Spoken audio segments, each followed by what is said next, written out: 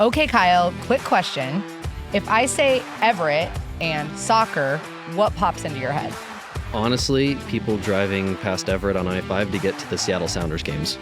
Rude, but fair. But seriously, we are only 30 minutes from Seattle when there's no traffic, for sure. True.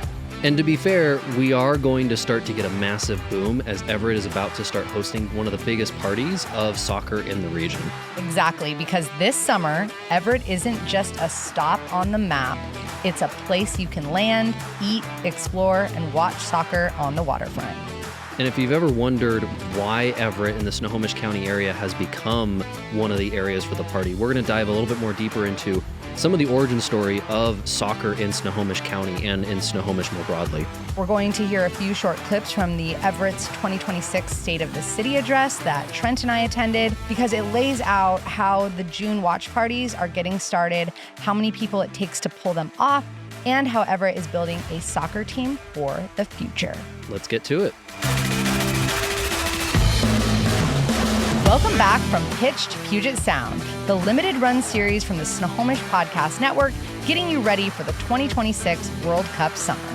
I'm Emily, your Civic Clarity host. And I'm Kyle, soccer and history. Each episode, we help you enjoy the World Cup season in the real world, what's happening, where to go, and how to plan. And we tell the soccer story of this region with a Snohomish County lens.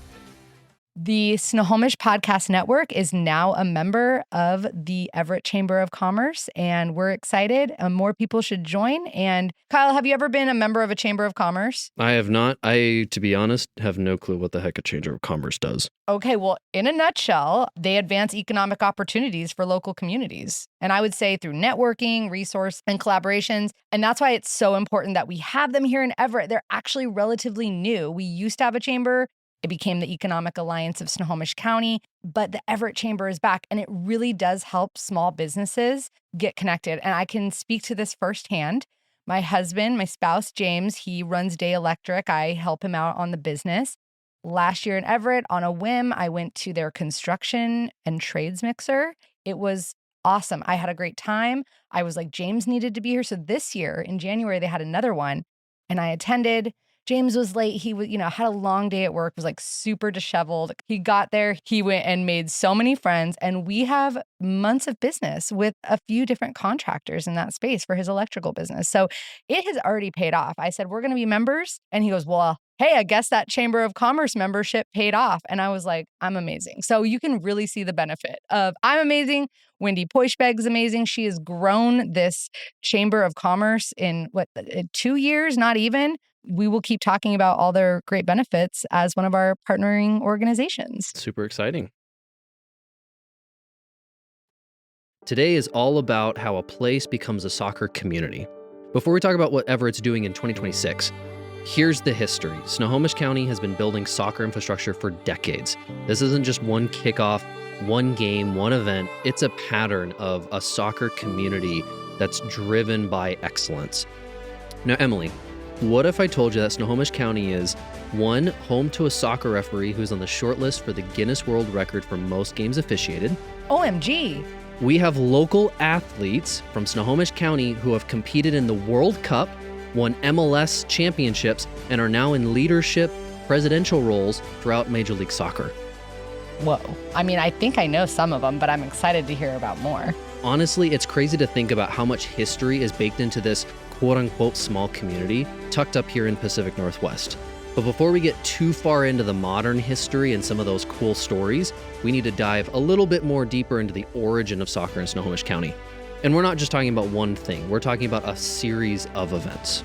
In our last episode, Emily, I shared with you guys a little bit about how soccer started in Washington State, and I'm sure we could go a million miles deeper, but at least today we want to pivot a little bit more, focusing on how soccer originated in Snohomish County specifically. What was kind of the first instances where we see Snohomish getting referenced in soccer? How we start to see Snohomish County and Everett start to become a little bit more of a landing destination. And lastly, we're going to end up with how Snohomish County has been a bit of a catalyst for different teams, different organizations, different businesses in the area all around soccer. You know what that history sounds like? Sounds like a lot of civics, too. Absolutely. Now, this is the earliest date that I could find, thanks to Washington State Legends of Soccer and their plethora of knowledge. In 1966, leaders from 5 districts in the Puget Sound came together: Seattle, the East Side, Tacoma, Federal Way, and, you guessed it, Snohomish, united to form the Washington State Junior Soccer Association. And fun fact, Washington was way ahead of the rest of the country, the United States, in forming junior soccer associations. It wasn't until 9 years later when the United States actually organized a countrywide youth soccer association. For those in the region, you may be familiar with the more modern name of this association, Washington Youth Soccer, which is still organizing soccer in our region for over 93,000 kids and teens throughout Washington State. Washington Youth Soccer is directly affiliated with FIFA Soccer, so all of those involved within this organization, you're already one step ahead of the rest of us in getting ready for the World Cup. Holy cow, how many people was that again? 93,000. That's incredible. And that's a huge number for a quote-unquote small sport in this country. Yeah. And really, that matters for Snohomish County because it tells you that this county wasn't just watching soccer happen in its infancy. It was a part of that early organizing energy that helped youth soccer become a statewide thing and set us up for being a focal point of soccer within the region. Okay, so we're gonna fast forward a little bit. We start to see Snohomish County again pop up in the history of soccer in the region when we start talking about inclusivity and adaptability in soccer. In 1978, the South Snohomish County Youth Soccer leaders made a very specific rules exception for us one player. This player, 15 years old, by the name of Mark Forsyth, had suffered a fractured skull as a toddler and was really worried about injuries on the soccer pitch. You can imagine I had a fractured skull, and if you go up for a header, that could do some damage. At the time, and even today, we have typically rules in soccer that prohibit players from wearing things like casts, splints, guards, etc., things that can be hazards to other players on the pitch. But fortunately, the South Snohomish County Soccer Association made the right call and said, hey, this is someone who has their own hazard, and we're going to bring the right rules and we're going to make the right adjustments. And like I said, we start to see Snohomish County being a potential forefront, a foreleader of how do we make sure soccer is for everyone and not just for those that fit the mold of a soccer player. Yeah. I'm a big believer that if the rules don't work for you, then change the rules and get everybody on board with it. And I think this was a great example of how we're like, here's a problem and here's a way that we can fix it and make more people excited to be in the soccer space. I love that story. Dare I say it's governance? It is. It is absolutely the epitome of civics and government and why you should be involved. Absolutely.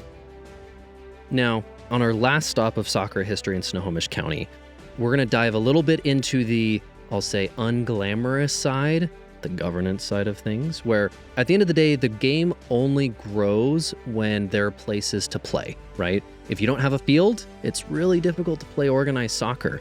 Now, in 1989, there was an indoor soccer league hosted within Everett, and there were 169 teams signed up for this, but unfortunately this was interrupted when the Everett Soccer Dome roofs collapsed under heavy snow. Where was this in Everett? Is it still there? So this is actually still there. They've rebuilt it. So they rebuilt the building, and it's now called Everett Soccer Arena, which is literally right next to Angels of the Wind Arena. And it's been there for about 40 plus years, a massive institution in Snohomish County for soccer. You know what? I drive by that area every day, and I had no idea that was there. And it's a stalwart of our community. Fun fact, the owners of the Everett Soccer Arena was Pepe Fernandez and Walter Schmetzer. Now, you might not know those names, Emily, but for some of my soccer aficionados, Pepe Fernandez was a former Seattle Sounders player and played overseas as well. Walter Schmetzer, have you heard of that name before, Emily? No. Our head coach for the Seattle Sounders, that's his father. Oh, wow. So Brian Schmetzer is the head coach for the Seattle Sounders, and it's his father that actually owns and operated the arena. So you can imagine our head coach for our number one team here in the Puget Sound probably played in some of those areas when he was a kid, which is pretty cool for an organization. He's got Everett roots and Snohomish County roots, and we love those people. Absolutely. Unfortunately, Walter passed away about 6-7 years ago now, but he was a stalwart of the community and helped bring soccer to many kids. Huge thanks to all of his hard work and everything he was able to do for the community. I'm so glad we could highlight him today and his legacy. One more fact about the Snohomish County, and I teased this in the beginning, we are home to one of the most prolific officiators in all the world. And I apologize in advance if I pronounced the name incorrectly, but Viorel Ciubic is a Romanian-born referee who has become a legend at this Snohomish Soccer Dome and within the Everett Soccer Arena. In 2017, he was honored for officiating over 40,000 matches. Oh my gosh. Well, how did he have the time? Honestly, it's crazy. So to put that in perspective, he would often referee 5 games a night during the weekdays and up to 10 games every Saturday or Sunday. So that's a lot of soccer games that he officiated. He estimated that during peak seasons, he would be working up to 60 games a week. And he's been considered a candidate within the Guinness World Record for the most soccer matches ever officiated. That's amazing. I love that. Imagine what kind of skill set he had and ability to bring to those games. Like if you're being officiated by him, you know it's going to be a good match and it's going to be fair and he's going to be skilled at it. Absolutely. I think that's really cool. And you can imagine how many people in the community he's had an impact on, whether it's at youth levels, maybe adult league levels. That's someone that really showcases and highlights how Snohomish County has such a deep and rich history in soccer and why soccer has become a little bit synonymous with Snohomish County. Who knows him? I want to hear stories about him and hear from folks. So I'd love to hear if anyone has a good story or an experience working with them. Reach out to us and let us know. And we can feature a story about, how do I say it? Viorel Ciubic. And if we pronounced it wrong, let us know. Yeah. So when the world shows up here in 2026, Snohomish County isn't pretending to be a soccer place. It is already showing that it is. A place that helped organize youth soccer early on, a place where we were making real decisions and real civic changes with how we govern the game, and a place that's built infrastructure that allowed people to play the game that they love.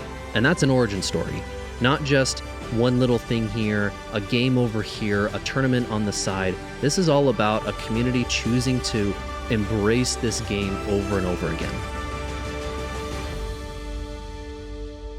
Now, let's talk about how Everett is going beyond the soccer part of it and how are we making the host city a team to be able to pull this off. Yeah, you don't just wake up one day and say, oh, we're going to host the World Cup. There was a process. We heard this before from State Representative Julio Cortez, who talked about how when they were selected, when our region was selected to be part of the World Cup, that he raised his hand. And then he was in meetings and planning and coordinating all of that stuff. You got to announce it. You have to do the planning from everything we talked about to the transportation, to the infrastructure that we need, to Wi-Fi, at the waterfront, making sure everyone can watch the show and watch the games and have uninterrupted service. We don't want a Netflix thing going on here where it's blurry and grainy the whole time, right? So you got to build the experience. So last week, our producer, Trent Diverter, and I had the opportunity to attend the State of the City, which was coordinated by our amazing Everett Chamber of Commerce. Mayor Cassie Franklin came out with Abe Lucas, who is a Seattle Seahawk. He introduced her coming off of his amazing Super Bowl win with the team. And it's really cool. Abe Lucas is a great example of someone from here. He attended Archbishop Murphy, and he's a Coug. He went to WSU. So I'm super excited about that as a Coug fan. Whatever, the guy who's wearing a UW hat today. No comment.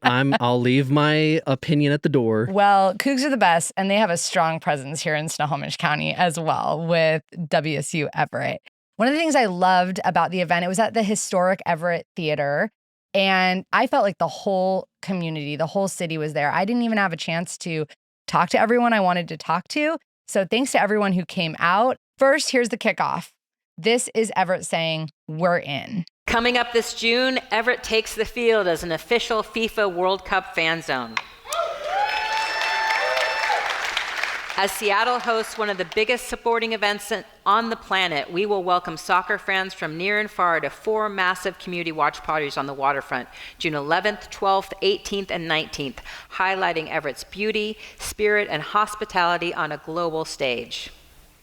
Our Waterfront watch parties at Boxcar Park will provide a fun festival-like experience with giant outdoor screen, family-friendly activities, delicious local food and drinks, and beautiful Port Gardner Bay as the backdrop. We're offering a full-day experience with pre-game fun and post-match festivities, plus a free shuttle to keep things moving. That's the headline: 4 Waterfront watch parties, a festival-like setup, family-friendly activities, local food and drinks, a big outdoor screen, and a free shuttle to keep things moving. You're convincing me to go there. It's going to be great. That's the part that you can see. Now, here's the part most people don't always see. Hosting isn't one organization, it's a network. Here's the city calling out that this is bigger than Everett alone. With partners from across the county, including the Tulalip tribes, hosting additional watch parties throughout the tournament, there will be multiple opportunities for our residents and visitors to be part of the game. The excitement around Everett's Waterfront Watch Party truly underscores our growing profile as an in-demand destination and our reputation for hosting world-class events. Our project team has really been on the ball, so I want to recognize our fan zone lead, Tyler Chisholm, as well as our partners, Kat Soper and our team at the Port of Everett, and Tammy Dunn from the Snohomish County Sports Commission. I also want to thank all our fan zone committee members, as well as Snohomish County's tourism and marketing team for their support. More details to come, but you won't want to miss it, and I promise you'll get a kick out of it. A host city is a team sport. It's city staff, port partners, county partners, tourism, community groups, and a lot of coordination that you never notice if it's done well. That's so true. I mean, these are the people behind the scenes that may not get the spotlight, but they are making things a reality. Yes. And then there are the names, the people doing the work between now and June. Those names matter. And quick note, you're going to hear from them on this podcast. Tammy Dunn from the Snohomish County Sports Commission, Tyler Chisholm from the city of Everett, and a representative from the Port of Everett. Because if you want to understand how a place hosts, those are the voices that you want to hear from. For real. A watch party is a moment. A soccer city is a commitment. So here's the long game. How Everett is talking about building something that lasts. And now with the future outdoor event center, we expand our momentum even further. This project will be a game changer, an opportunity that speaks to who we are and where we are headed. The Everett Outdoor Event Center will be home to the Aqua Sox as well as USL men and women's soccer, but it's so much more than a sports facility. It's a transformational, once-in-a-generation opportunity, a new economic engine, a community gathering place, and a symbol of the momentum we're building as a city. The Outdoor Event Center will anchor downtown as a sports and entertainment destination, drawing in 400,000 visitors from across the region each year, attracting additional investment and development, supporting local businesses, and growing our local and regional economies. From baseball and soccer games to youth sports tournaments, outdoor concerts, and community events, this facility will drive around $50 million in economic activity each year. This project is a major undertaking and is the kind of bold, community-focused investment that can be a catalyst for so much more. I want to shout out the Aqua Sox USL, DLR Group, Bailey Construction, and our project team for their work on it to this point. I also want to thank our council, our fans, our labor organizations for your continued support. We couldn't build this without strong partners, community supporters, and of course, our soccer and Aqua Sox baseball fans. I look forward to continuing our work and have this facility open next year. We're ready to knock it out of the park. That's the future-facing piece. Host the moment in June, then keep building the place people come back to. This is big. I mean, Snohomish County is truly going beyond what we've been known as for soccer for years now. You're hosting USL men's and women's soccer teams. This is big. Yeah, we used the word catalyst earlier today, and I think that that's what we're going to see in June. It's going to be something huge, and it's going to feel like that big moment in time for our community. We're already doing great, but I think we're about to see something huge, and I can't quite explain it yet, but a catalyst moment. Absolutely. If you've got a Snohomish County soccer memory, send it in. Old team name, a field you remember, a tournament that felt like a big deal, a coach everyone still talks about, anything that says you had to be there, let us know. We want to collect these stories. So if you're planning to come to Everett for the Waterfront watch parties, the best starting point is the official fan zone page. But you can also sign up for all of our updates through our newsletter. We have a website for it, and we will be linking to everything here in our show notes. So check it out, get in touch, stay engaged, and share your stories. This has been From Pitch to Puget Sound, presented by the Snohomish Podcast Network. We'll see you back out there on the pitch. Can you remind me what a header thing is again? Quick note, this podcast is independent and not affiliated with or endorsed by FIFA or the FIFA World Cup.